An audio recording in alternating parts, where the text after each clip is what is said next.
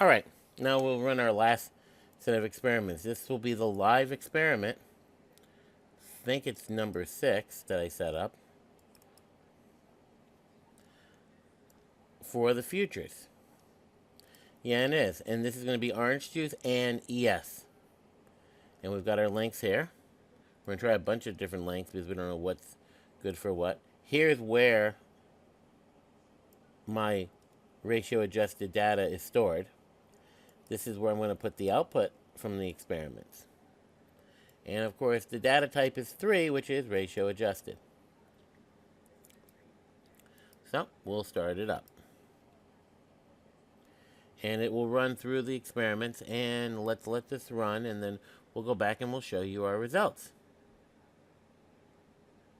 So at one point here before I leave, you can see this failure to converge. You will get these notices sometimes if it has problems converging.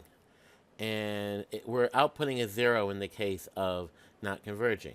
Now, one thing I'd like to make a point of while we're here is the fact that there is a more advanced version of this Arima Garch. This is the base product that calculates the probability of the forecast being correct. And when there's a failure to converge, it will propagate the forecast forward one more day.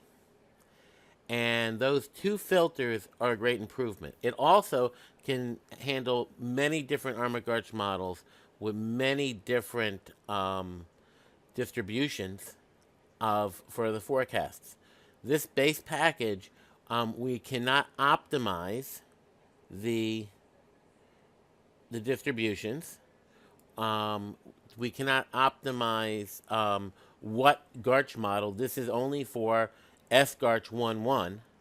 We can't use S-Garch 2.1 or 2.2 or 1.2. We can't use any of that stuff. We don't have the probability filters. We don't have the filters for when it fails to converge, that we propagate a forecast forward. We're only generating a forecast for day 1 because we're using a little backtexting trick that we can't really use if we try to do forecasts for longer.